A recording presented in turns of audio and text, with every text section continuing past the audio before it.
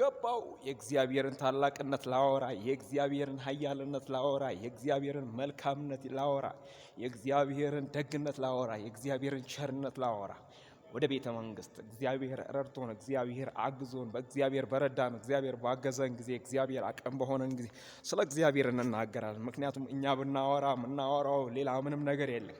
ስለ እግዚአብሔር ኃያልነት፣ ስለ እግዚአብሔር ታላቅነት፣ ስለ እግዚአብሔር ገናናነት ይህን ነው የምናወራው። በህይወታችን ላይ የገነነ ጌታ፣ በህይወታችን ላይ የከበረ ጌታ፣ በህይወታችን ላይ የደመቀ ጌታ፣ ምክንያቱም እድሜና ጤንነትን ሰጥቶን ሰላምን ሰጥቶን በእግዚአብሔር ቤት እንድንኖር የረዳን ልዑል እግዚአብሔር ነው። እግዚአብሔር ለዘላለም ይባረክ።